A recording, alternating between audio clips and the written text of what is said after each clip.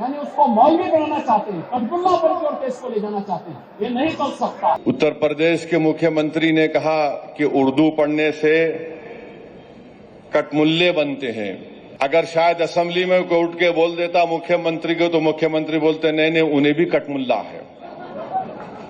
तो ये इनके ये इंटेलेक्चुअल। उत्तर प्रदेश विधानसभा में उर्दू को लेकर मुख्यमंत्री योगी आदित्यनाथ के बयान ने राजनीतिक गलियारों में तूफान मचा दिया।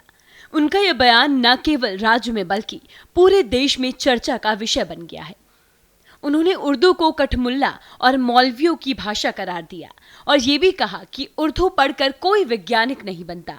उनके इस बयान पर अब AIMIM के प्रमुख असदुद्दीन ओवैसी ने तीखा हमला बोला। ओवैसी ने मुख्यमंत्री के बयान पर कहा कि योगी आदित्यनाथ को उर्दू नहीं आती, लेकिन वो खुद वैज्ञानिक क्यों नहीं बने, इसका जवाब तो वो खुद ही दे सकते हैं।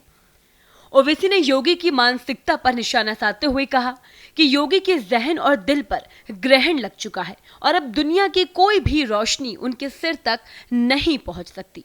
इसके साथ ही ओवैसी ने यह भी कहा कि उर्दू देश की आजादी की जुबान रही है और इस भाषा का एक गौरवशाली इतिहास है जिसे योगी आदित्यनाथ समझने से दूर है।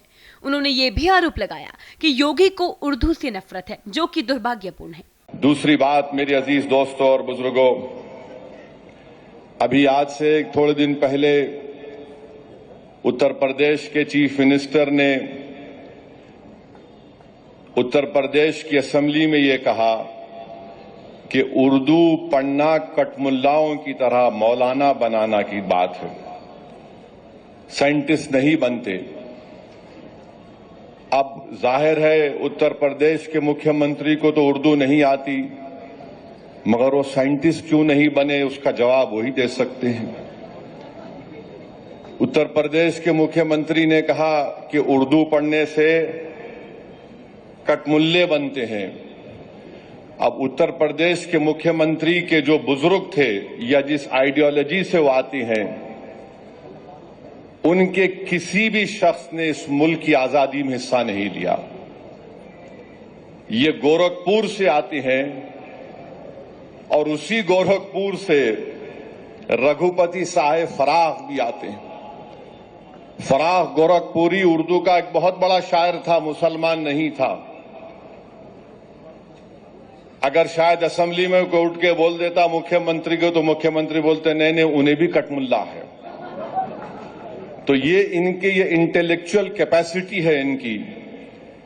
फराख गोरखपुरी गोरखपुर के शायर थे, उर्दू के बहुत बड़े शायर थे।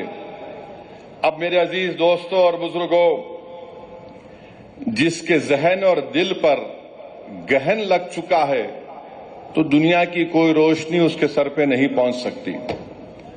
फराख गोरखपुरी का शेर क्या है सुनिए, ये बीजेपी RSS वालों को बता रहा हूं, जो उर्दू बोलने वालों को कटमुल्ला कहते हैं।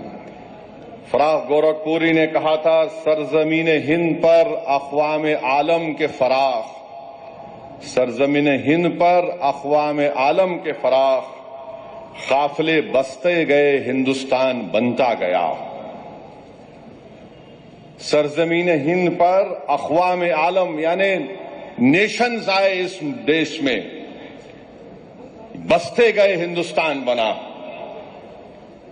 अब ये जो आर्ग्यूमेंट इनका RSS का है कि नहीं ये बाहर से आए, तुम भी बाहर से आए। जितने आर्यंस है बाहर से आए, अगर ओरिजिनल है तो द्रविडियन और ट्राइबल लोग हैं। फराख गोरखपुरी ने सच्चाई को बयान कर दिया। देखिए, इस बयान के बाद से राजनीतिक पंक्तियों में कई सवाल खड़े उठ रहे हैं, खासकर उर्दू भाषा और उसके महत्व को लेकर, जबकि एक और उर्दू को सांस्कृतिक और ऐतिहासिक योगदान पर बहस हो रही है, तो वहीं दूसरी तरफ इस मुद्दे को लेकर समाज में एक गहरी खाई और विवाद भी बढ़ रहा है। आपको बता दें कि यूपी विधानसभा में बजट सत्र के पहले दिन योगी और नेता प्रतिपक्ष माता प्रसाद पांडे के बीच तीखी नोकझोंक हुई। नोकझोंक अंग्रेजी को हटाने और उर्दू को शामिल करने को लेकर हुई।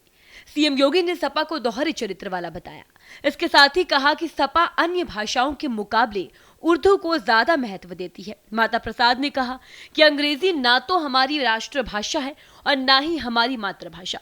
विपक्ष पर हमला करते हुए सीएम योगी ने कहा कि अपने बच्चों को अंग्रेजी स्कूलों में पढ़ाएंगे और दूसरे के बच्चों को उर्दू पढ़ने के लिए प्रेरित करेंगे।